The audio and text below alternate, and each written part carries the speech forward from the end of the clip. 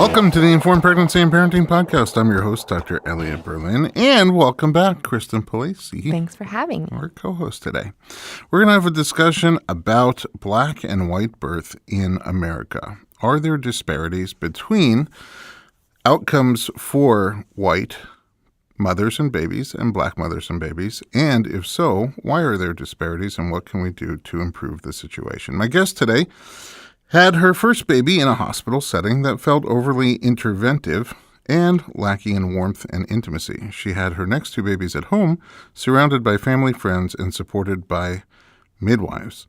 She became an educator and doula for many years before becoming a midwife herself several years back, and now supports growing families in the greater Los Angeles area. Debbie Allen, welcome to the podcast. Thank you. Thank you. You're welcome. So I love, every time I'm around you, I learn something new.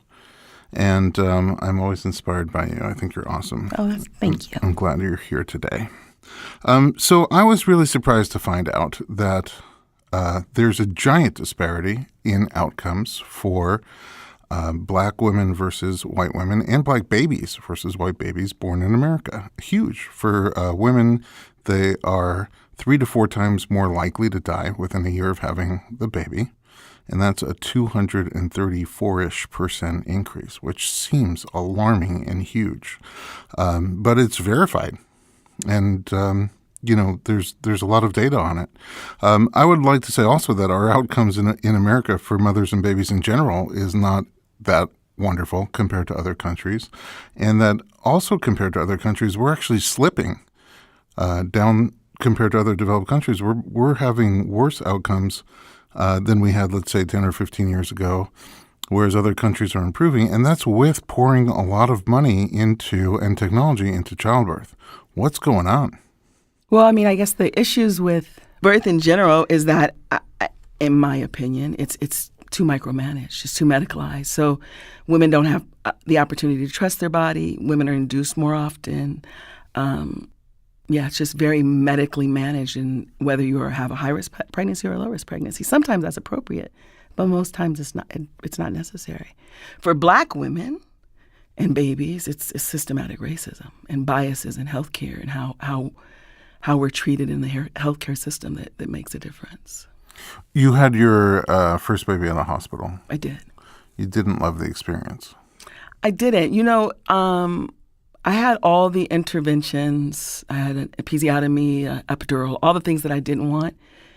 And I just felt like I wasn't heard. I felt like when I asked a question, it was, they treated me like I was imposing on them, even though I'm asking a question about my own health care and the care of my son. So for me, those things were really, my doctor had a really great bedside manner, and I thought she was great. And when my son was born, I realized that her view of birth and what I viewed of birth were completely different. Mm-hmm. But really, the determining factor why when I left the hospital, I looked at their dad and said, "I'll never have a baby in the hospital again," was I had to be sutured, and 2 doctors that I had never seen come in while she's doing that, and they just start chatting about the weekend. And for me, it was like the fact that they didn't realize that was completely inappropriate really bothered me. So that was the determining factor. That was like the thing that pushed me over the edge. And I said, this is not the way for me. That's interesting. We did a documentary on breech babies called Heads Up, and one of the moms who had a cesarean just because she was breech, so it was a sort of like a quote-unquote routine or scheduled cesarean. She was in there and she said one of the things that really struck her was that the people in the room were talking about the basketball scores while they're getting her baby out. Yeah. As if nothing's going on, nothing sacred is going on, nothing's important in the room. Like she's almost not even there. Yeah. She's just like they're plumbers working on plumbing. Exactly. And she was just there, really, really bothered her, and I can understand that. Yeah, it's just it just takes away the intimacy of what birth should be, and just respect for a woman's body and what's happening during that process. So, and even the next day when I asked questions about my son, and I wanted to make sure that he was with me, when the shift change happened, the nurse said, "Oh, I heard all about you." And I wasn't really being difficult. I just had questions like, is it a problem for me to ask a question? And time again, I think for Black women in general, but Black women even more, we're not heard. Even though we're asking questions, we're trying to have a conversation, they're not hearing what we're saying. Right. So I what's even more alarming, because you would initially wonder if the disparity is that there are more advantaged white women and disadvantaged black women. And so perhaps as a pool in the United States, white women have better access to healthcare, doctors, and hospitals that black women don't have access to, different sets of healthcare for different people. But when you look deeper, you find out that the disparity transcends socioeconomic class. Absolutely. So a wealthy black woman with exact same access to the healthcare that a wealthy white woman has, or not just even for labor and delivery, but even in terms of general nutrition and ability to work out with a trainer and things like that and be healthy before, during, and after the birth, still has that 3 to 4 times more likely to die than the white woman. So it can't just be advantage versus disadvantage, wealth versus lack of wealth. So racism really becomes the spotlight. Yeah, I think black people specifically and people of color in general have been saying time and time again that continuously when we move through the world, we're not getting treated the same. And, you hear comments like, well, even when you see, in general, everything, we've been saying that for a very long time. And I think now with videos that, people are recording things on their phone, you get to see a peek into what we've been saying that has been dismissed for forever since the beginning. So in healthcare, it just, that systematic racism transcends everything. It permeates through every piece of life that we experience. So, yeah. Do you feel that way in general? Oh, absolutely. Even when I was a doula, when I'd go in with white clients, even as a midwife, when I go in with white clients, like if there's a transport where they need to be at the hospital as opposed to having their baby at home, the care is very different. The language is very different. When you go in with people of color, they assume that the mom is a single mom and that they refer to the baby as the father of the child as the baby's daddy, as opposed to is this your spouse? Those are different. It's just different kind of language you hear when you're with people of color and white women. Very, very different. So I know, for example, there's this mechanic that we used to take our car to, and there's no question that when my wife would take the car in, she would get treated very differently than I would take the car in. The conversation that they had with her was very different than the conversation that they would have with me, even for the same thing. So she would take the car in and then not like the conversation that she had and just leave. And then I would go back and have a conversation about the same thing, and it would be a completely different conversation. So, there's sexism built into that. Yeah, but most of the time, definitely, for sure. But typically I'm dealing with couples. Mm-hmm. Oh, I'm just saying it's just the same place of business will treat two different people differently, in that case, just based on gender. Right. So it does make sense to me. I mean, look, I read somewhere that you sort of size up somebody and make your opinion about them in the first 10 seconds of knowing them. What are you basing that on? Right. And if the only opinion you have of African people of African descent in this country is what you've seen in the movies and what you've seen on the news and what you've seen, the narrative that is constructed about us that is not true, then that's what you're basing it on. So when you come in, you assume that you're a single mom, you assume that you have used drugs, you assume that you're on Medi-Cal or welfare, you assume all those things about people of color and African American women in general that you don't assume with other people. So those microaggressions, I mean, imagine if you just go through life with constant microaggressions, but imagine if you go through your healthcare where you're already disadvantaged because you're preoccupied with the reason that you're there, and you have microaggressions.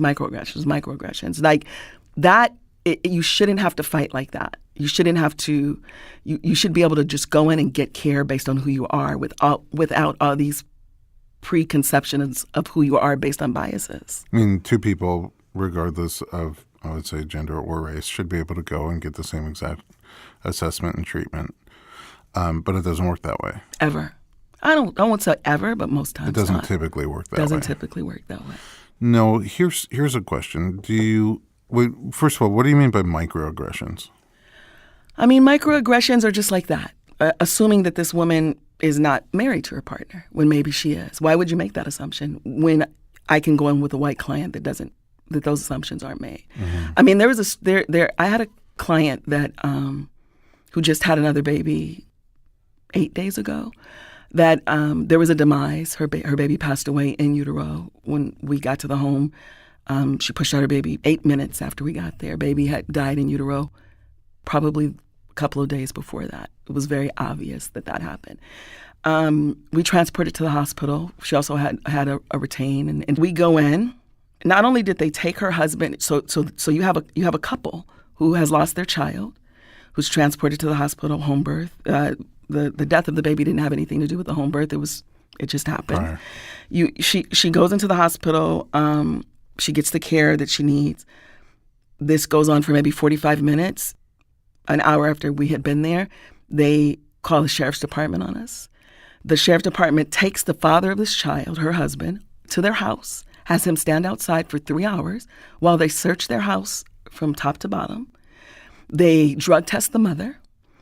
They, I almost got arrested. I mean, that kind of really aggressive, over-the-top scenarios that happen to us.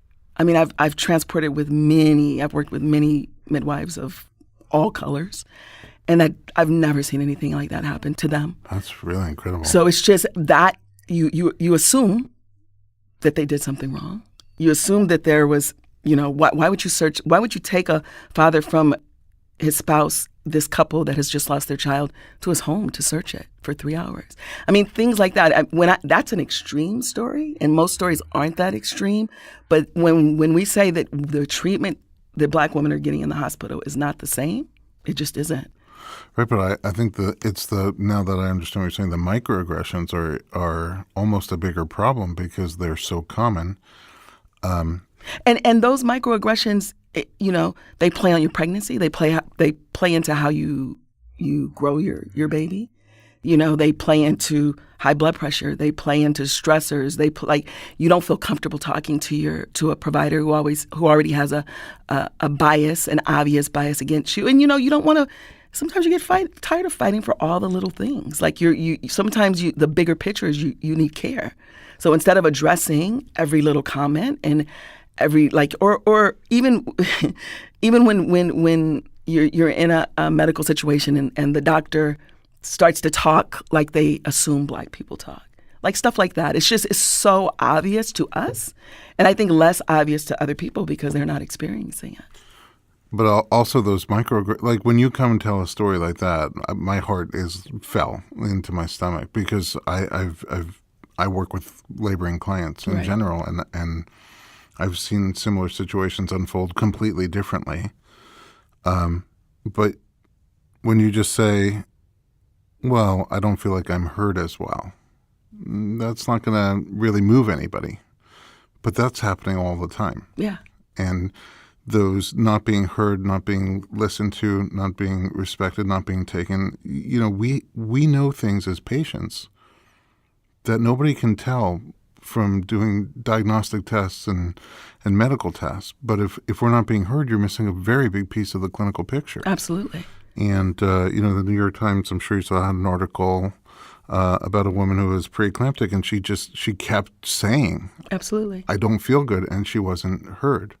And, of course, Serena Williams, after she had her baby, she knew she was having an embolism, and she wasn't heard. I know, and Serena Williams is a woman who has money. She's educated, like she's well known. She's a celebrity, and you still aren't being heard. And those are based on people. People feel that Black women have a tolerance to pain that's different from other people. It never ends. It's like you constantly have to prove who you are, prove what you're saying is actually happening, and you're talking to someone who just doesn't believe that that's the case for you. And a white woman can come in and say the same thing, and you're going to run diagnostic tests for them. So why is that? I think care providers really need to examine their biases. And a lot of people don't really feel like they have biases, which is the problem. Well, I that's an interesting thing that you bring up, because first of all, I think when you say the word racist, right, or racism,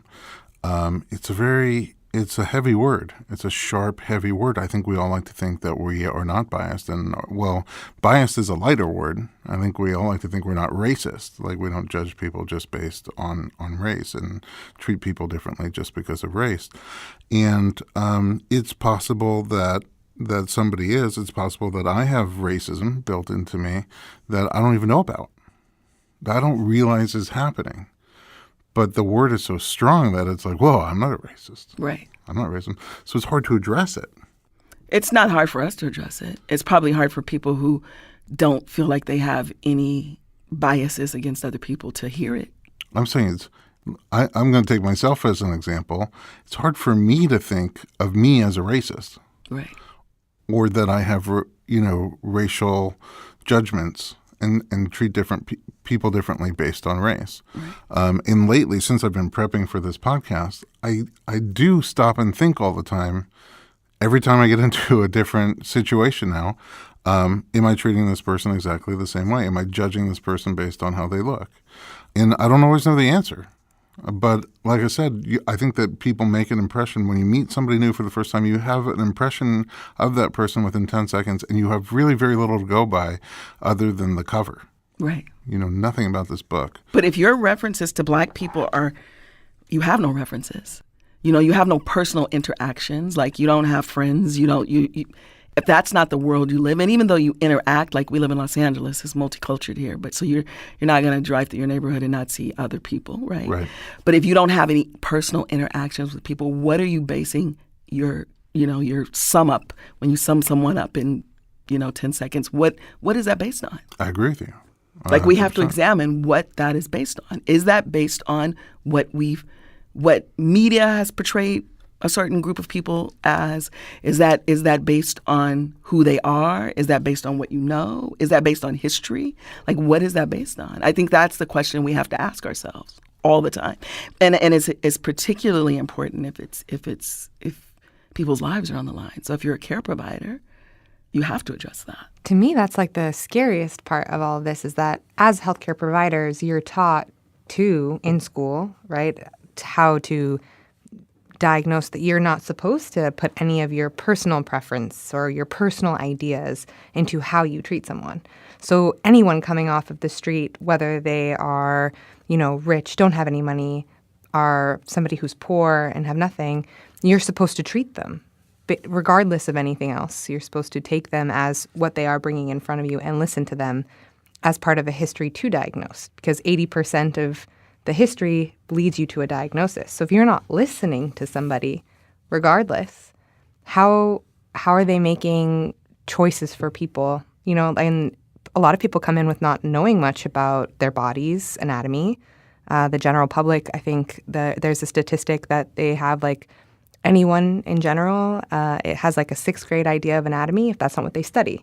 So if you don't know that and you're trusting these people who are supposed to take care of you, especially in a time where it's so, like, when you're very vulnerable as a pregnant woman, that is what I think was the scariest thing for me reading all of this, was that those are the people you're supposed to trust. So if you go there, like, as a woman in the story that you just told, I mean, all I thought about was that poor couple. Right. I mean, that is such to lose a and child. I'm not even telling you the details of everything that happened. I'm giving you a summary, which is even, because I'm sure it was much worse. It was the most intense thing I've ever seen in my life. It was ridiculous. Yeah, the synopsis is intense. Yeah. So, I mean, for that couple, it's just, I don't even know where you begin what levels you start to heal first.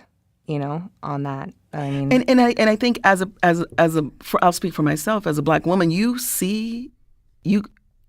you've dealt with this all of your life, right? You spot it immediately. You know where it's coming from. You can The body language is different. You can see it. You can see it when people walk in the room. We are very aware that that's the space it's coming from. And we're very aware when it's not coming from that space.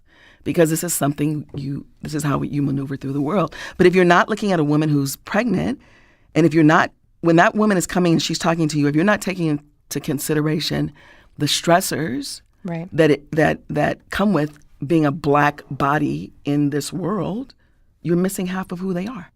If what I hear all the time, which is really annoying, that I don't see color, then you are eliminating a huge part of who that human being is. Because to move in the world in a Black body is a very, very different experience than moving in through the world in a white body. So if you're going to negate all that, you're already missing a huge piece of who that person is. And how can you treat a person if you don't know who they are? Like, how do you, if all the aspects of who they are that contributes to their health, if you don't take those into consideration, how can you care for them? It's impossible, because you're eliminating a huge piece of what's happening to them and what's happening to their bodies not only when they're growing humans, just in general. Right. I feel like a lot of the racism in healthcare may be unconscious. Do you agree with that? No. You think it's deliberate? I mean, do I think what is consciousness? Is consciousness that you choose to not examine why you think the way you think? Because that, to me, that's a cop-out. If you I'll go even more basic than that. Someone that doesn't realize that they're treating two different groups of people two different ways. I don't know how that would be unconscious. You have to. I don't. For me, I can't imagine that that's an unconscious act. It's something that you don't want to pay attention to. But that's why racism exists in everywhere, because people don't want to pay attention to they don't want to be responsible for their actions. I think that what I was getting at earlier is when you start to point it out, people get defensive. Exactly. And we have to get past those defenses to have a solution. And hopefully in the second part of our podcast, we'll talk about solutions. But I do believe a lot of it is unconscious. I think that sometimes they don't even realize they're doing it. Look, I think that in obstetrics in general, a lot of the terms that we use are very derogatory towards women. If the cervix starts to dilate early, we call it an incompetent cervix. That's a horrible term. What does that mean, incompetent? If the cervix is dilating slowly when she's in labor, it's failure to progress. It's a terrible term again, failure.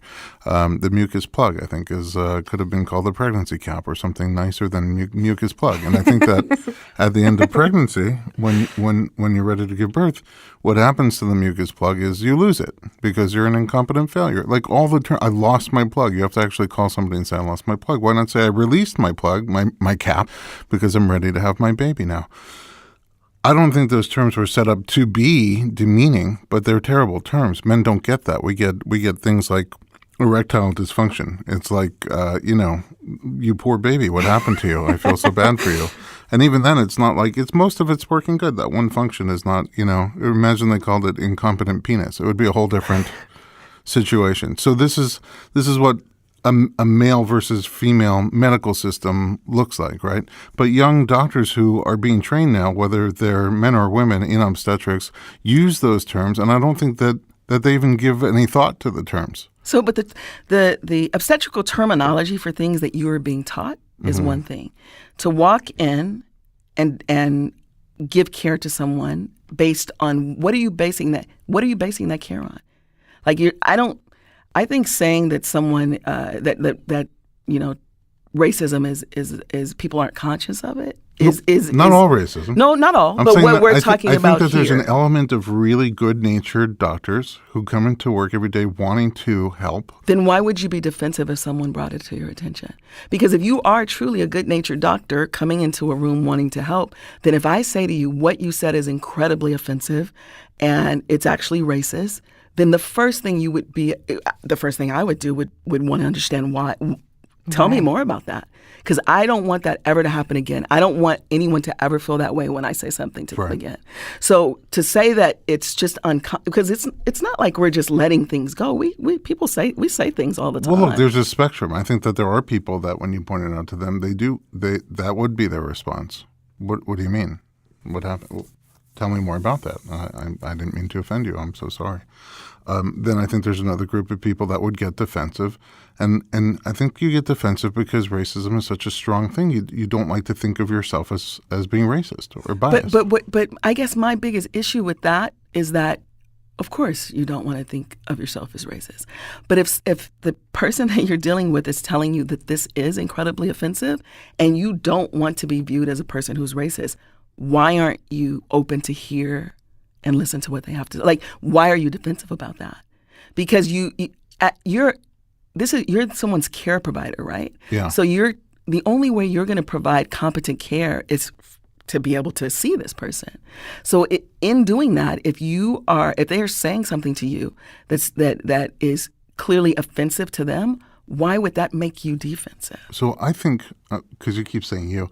Not you. I know. Elliot, definitely not you. I think I am that person that if you point to, and things not about race, but in general, sometimes a patient will point out, hey, I didn't like this experience. And it is devastating to me. Like, what? Oh, my goodness, I'm so sorry. I would never want anybody to feel something negative in my office or under my care.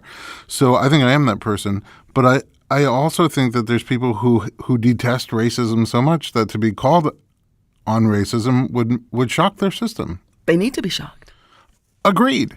Yeah. I think they need to be shocked. Because the bigger picture is that they're not the victim.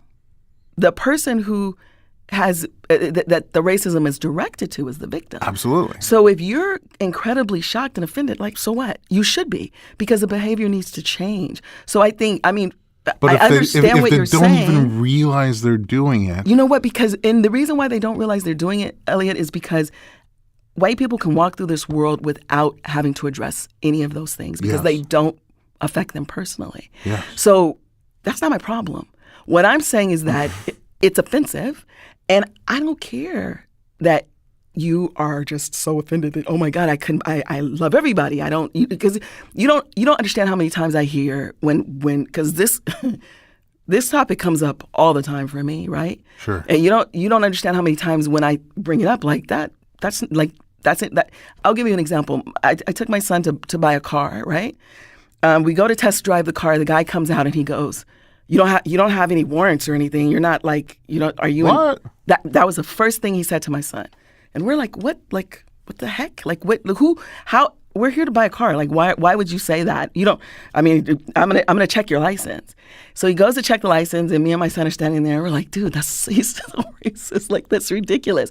So he comes back, and I say, would you, if he was blonde hair, blue eyed, would you, the first thing that comes out of your mouth when we're coming to purchase a car at this facility, would it be, I hope you don't have any warrants? Like, why would you assume that? He's like, oh, it was just a joke. It was just a joke. It's like, dude, that's not funny. No. That's like, so what I'm saying is that being unconscious is because white people have the privilege to walk through the world and not be affected by anything.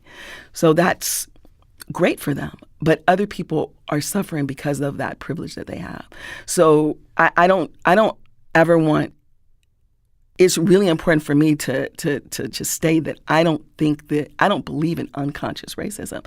I believe that you have white privilege and you don't have to deal with that.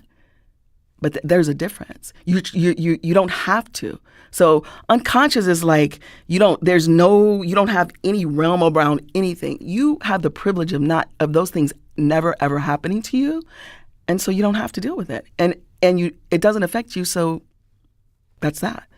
So I think to say that, some people are really great people, but they're just not, this is a completely unconscious thing is a cop-out. And it gives an excuse for people to say like, well, I'm really a nice person. I just I don't know. Like, no. You get to have that mentality because you walk through a world with privilege that many people don't have. Sure. Well, I'm looking to see how we can improve healthcare for all and decrease these disparities by improving the statistics and the care, because the care is improved for Black women and babies, and equal to the care that's received by white women and babies. But my sense is that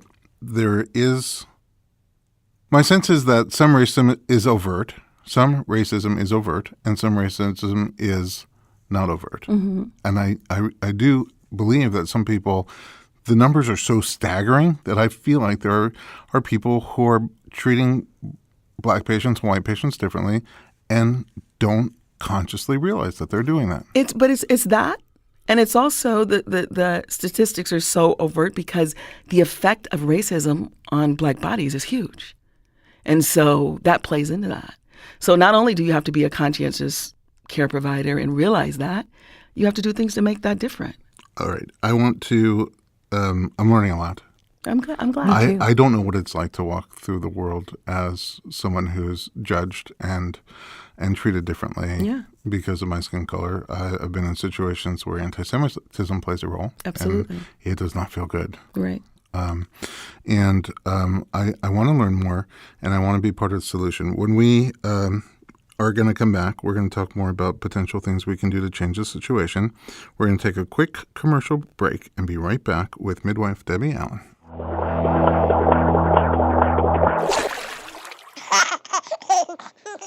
This podcast is a proud member of Parents on Demand, a network of high-quality shows for families just like yours. Download our free network app on Apple and Android and listen to your favorite episodes on the go.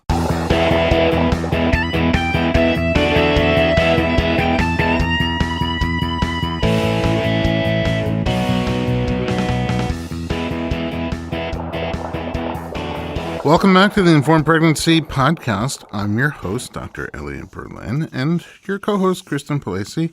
We are continuing our discussion with Debbie Allen about racial disparity in American childbirth.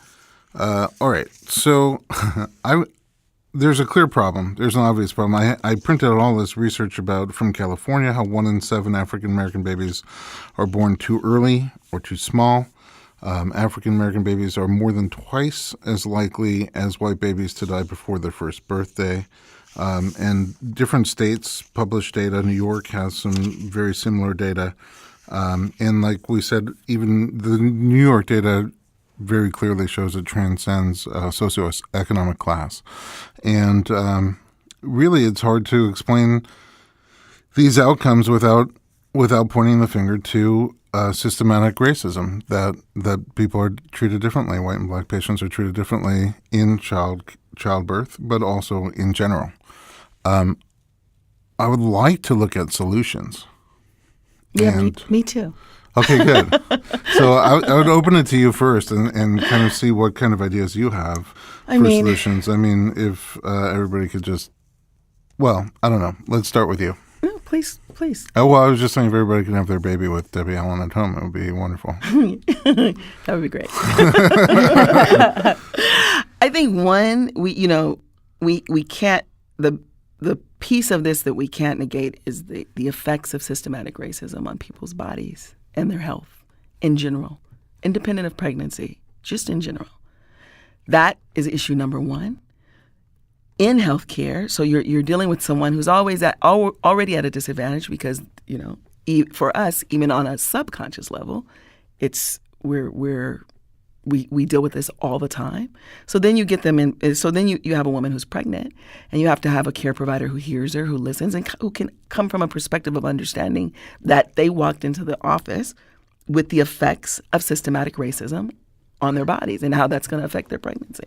So I think care providers have to examine their biases. They have to examine who they see when that person walks in the room. Do they not see color? Which means you don't see that person? Do they have a preconceived idea of who this person is based on stereotypes? Like, you have to examine really what you're looking at. For me, when I'm dealing with women, with people when they're pregnant, it's I know that they know that I see them and they know that I hear them. And it's easier to be open about what's going on with you when people see you and hear you, and you're not being judged for that. I mean, I think that's something that's special about you in general. Aw. That you have a really good. I mean, you're one of those people. I've said this before about one other person on the podcast. When I picture you, especially because I'm face blind, I just picture it like a big heart. Thank you. We had you also as a guest on The Real Midwives of Los Angeles, and we were working with a woman who gave birth very prematurely, and it was right after the premature birth, and she already had a toddler, and she's really struggling hard and had a lot of guilt and was blaming herself. And I sort of felt like, once you started talking, I just felt like I need to shut up and listen. I just saw a big heart, and she related to you really well, and you could tell that you almost felt what she was going through, and were able to comfort her in a really magical way. You mentioned during the break we took, you mentioned an interesting thing, because I said, since I've been doing this research, I sort of, when I meet somebody new, I instead of giving myself the 10 seconds sum up, I am trying to start to think more about what am I judging this person based on if all I see is the cover. And you said it's probably a good example a good exercise to sort of look at people and write down what you think initially of them, and then you can kind of see your own way of how you judge people. And then I went on a bigger scale, and I thought it would be really cool to do medical school experiments of presenting clinical findings and a patient, and the students would be able to ask the patients questions and come to clinical conclusions, and to have different patients of different ethnicities come through with the same exact presentations and see how medical students, what their findings, how they might differ or be the same from patient to patient from different classes and races. You and I butt heads a little bit, and respectfully, but I think, I don't have the world experience that you do of living in the United States with the biases that you're subject to. So I definitely defer to you. And the only reason I continue to butt heads with you is because I'm trying to find solutions. And I'm trying to understand how in a large healthcare system where there is systematic racism going on, I think there are some people who are more overtly racist and some people who are less consciously racist and don't necessarily realize that they're doing it. You're so funny. Why is that? Because you've very strategically said the exact same thing without using unconscious. Yeah, because I'm agreeing with you. You're having an effect on me. But I think, would you not agree that there are greater and lesser degrees of consciousness? Yeah, there's greater and lesser degrees of consciousness. But, when, we're going to disagree on saying that people are unconsciously racist, because I think I'm not going to disagree too much on that, because I think the term means different things to me than it means to you. But why is that? Is that because I'm a black woman and you probably people don't assume, have assumptions about you? Yeah, sure. I agree with that. Yeah, I said that from the beginning. I defer to you because I don't walk through this world with that type of bias at me. People first get to know me before they dislike me. It's different. But I do feel in my heart that there are a large number of providers who are not so conscious of the way they judge people differently, and that if it was pointed out to them, that they would take a serious look at themselves and try to figure out how to change that. There are some, I agree. And so I think that might be the low-hanging fruit on a good place to get started. And another good place to get started is for white people to check white people. So when they hear those comments, when they hear, when they see those things going on, they be the ones to say that's not appropriate. Mm-hmm. And it shouldn't be the responsibility of us to always correct bad behavior. This shift is not going to happen unless people who don't look like me check other people when they hear bias and racist statements or just comments or just assumptions. So, it's not just, I don't think it shouldn't be the person who's being victimized. They shouldn't have to be responsible. I agree with you 100%. Yeah. This is why I'm here tonight. Yeah, exactly. But I think that in all forms of healthcare training, that there needs to be, when I went to chiropractic school, we didn't have any courses or presentations on this topic. Mm-hmm. And in retrospect, there needed to be.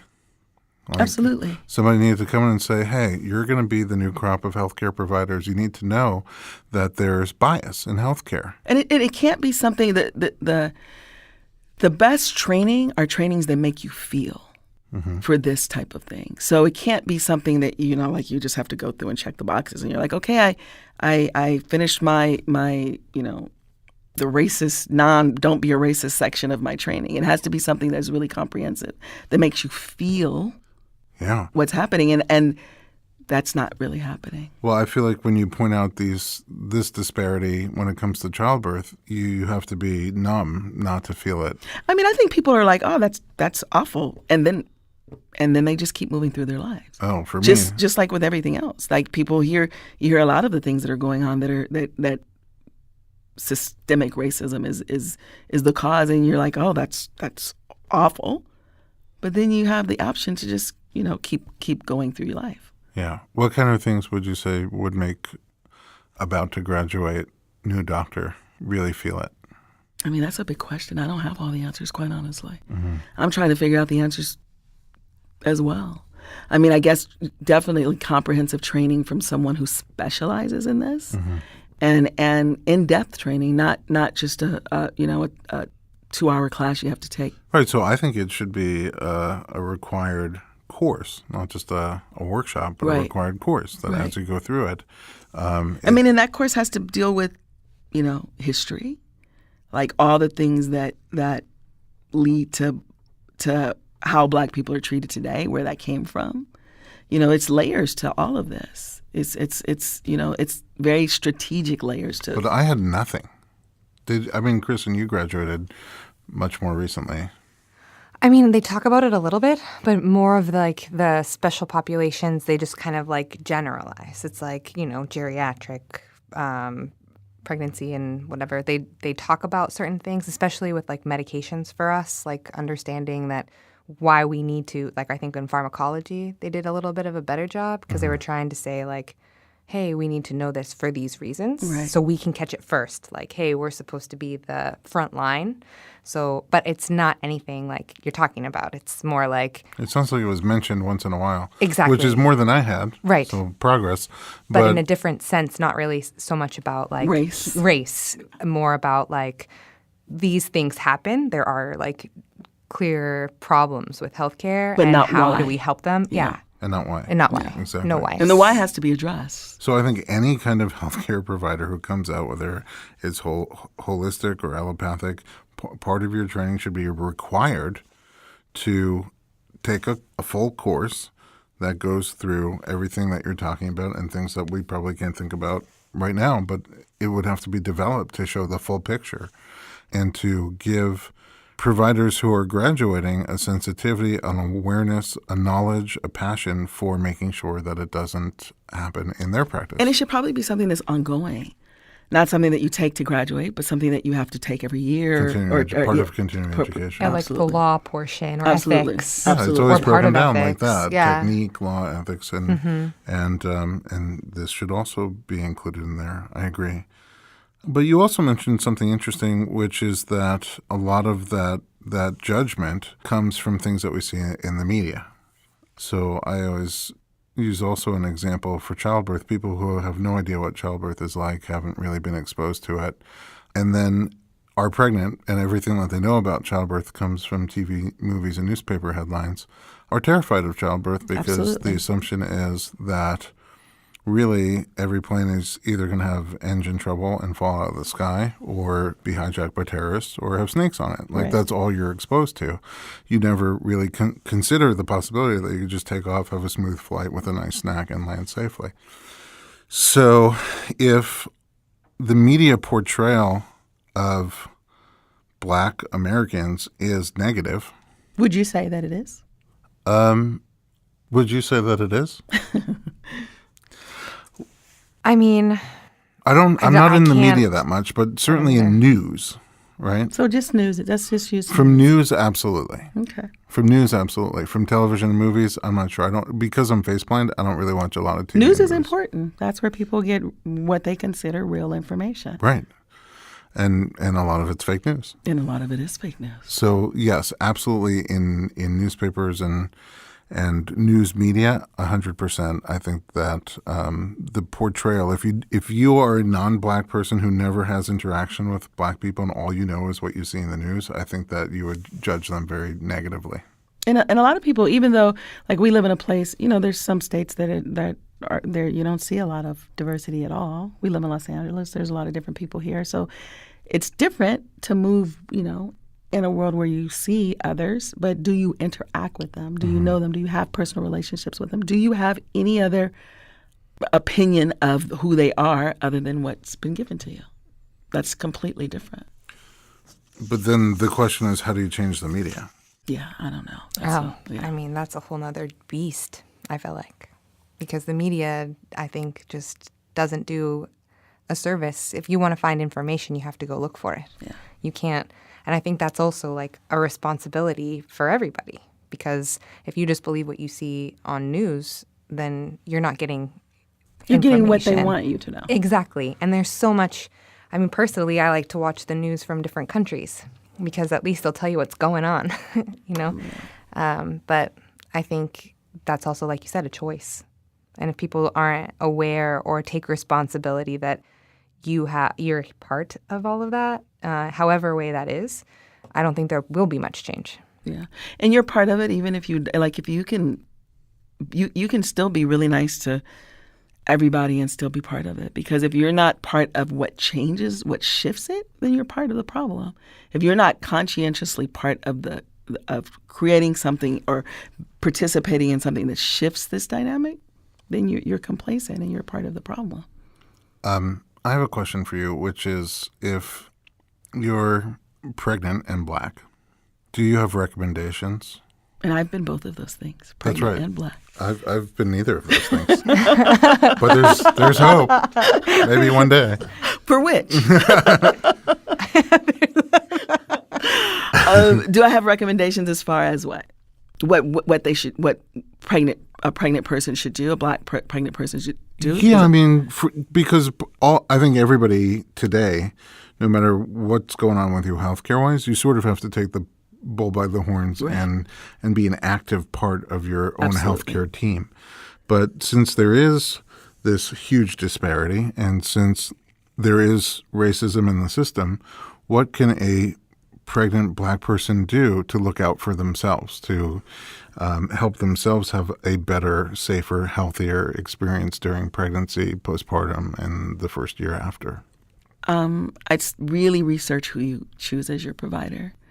Interview. I think people don't realize that you don't have to just go to. I mean, and it, the other issue is economics. Like if you're on Medi-Cal, and this is the provider they've assigned to you, it's much harder to switch. And sometimes you could go through almost your whole pregnancy before you were able to switch to a new provider.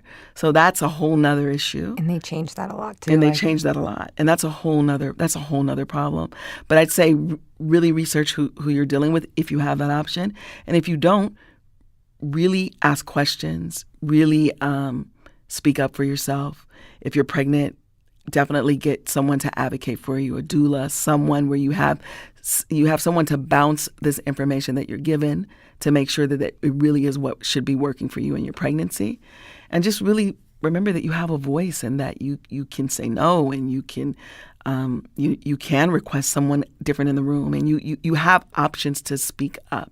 Mm-hmm. I think we just think we get, a lot of people in healthcare, not just Black folks, a lot of people, you get the doctor you get, and those are your options. Know that you definitely have other options and you have a voice. Yeah, I feel that a lot when I support people in labor, is that, they work for us. Right.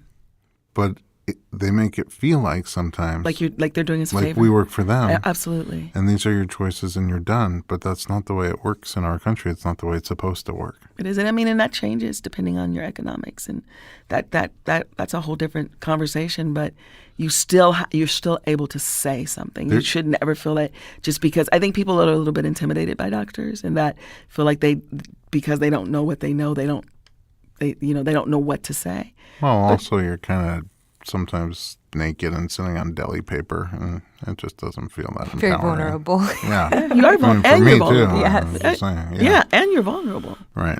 But it's just really important that we do that. Like it was important for Serena to keep saying, like, no, this, I'm telling you something's wrong. Like sometimes that you just have to keep at it until someone listens to you. As a provider, what are some suggestions you have for healthcare providers who aren't Black and don't have that perspective? How do you have like good, I guess, tips on how to make someone, if you don't understand that perspective, to feel listened to? Or like how can they change that? Like how do they change the conversation, I guess? Or do you know what I'm trying to ask? Like, so what are for the other side, the healthcare provider, if that's not where you come from, how do you say a lot of people don't feel listened to. So what are some things that you would like to see change on their end? Like so that you could hear, like maybe we don't hear all the time. Like, so that they would be able to hear that person, Yes, like- understand who that person is, examine your biases and why you have them, so that you are able to ask the right questions. Understand the dynamic of someone coming into your office with the stressors of systematic racism, like how that affects their bodies. Like understand, like read and understand that perspective. So where should they go find that information, like about stressors, or if they don't? I mean, just saying, like they might not know where to do that. Google it. I mean, I don't mean, I'm not trying to. I'm not saying it for me. But I mean, I'm just, really, but it's I'm just out. saying, It like, really It is exists. out It's there. easy to yeah, access. it's easy. Right. It's very easy to access. because not everyone has that ability to address, like to, if you never started that conversation with yourself, to address your biases. But what I'm So- saying is that if that's something you want, Yeah. research it like you would anything else, because there's so much information out there to help with that. Right. There's programs, there's classes, there's so much information out there to help with that. Are there good classes? I mean, where would you start? I mean, I wouldn't recommend. I mean, I'm not going to recommend one in particular. Okay. Yeah. on I just this didn't know if you like, if podcast. there's like, right. But yeah, if there were better ones than others, there must be. Right? Yeah, there are lots. Right. And so just keep looking for them, basically. Yeah. I mean, because it has to be something you want to know. You know what I mean? Just like anything else that would be important to you. Even if you knew nothing about it, you'd find that information because that information is important to you. So as a care provider, treat it the same way. So make it an important thing you research. Yeah. Make it something that is important enough for you to find out. You know what? Just recently here, I think it was on a Saturday, is why I didn't go. But there was a gathering and presentation on racial disparity in pregnancy and childbirth. It was a workshop, and all of the follow-up information that came out of it was very positive, how helpful and impactful it will hopefully be. So, I mean, that's an area, too. If you don't have them going on in your community, then create them. Yeah. Yeah, find ways to bring them there. That's good. Be a part of the solution. Well, For not only for yourself, but for your community. colleagues. 100%. For your colleagues, yeah. I hope I didn't offend you today, and Not at all. I hope I didn't offend any of our listeners. I'm genuinely curious. I'm genuinely introspective. I grew up in a very sheltered community of not just white folks, but Orthodox Jewish white folks. I was very surprised when I got outside the bubble that not everybody's Jewish, and other shocking things. So I'm still learning. I'm a provider. I'm a healthcare provider. I like to think that I learn something from everyone. Every person I meet, I don't always immediately know what I learned from them, but I know there is something to learn from everyone, regardless of who they are and what they look like and where they came from. And that's what I try to focus on is what can I learn from you?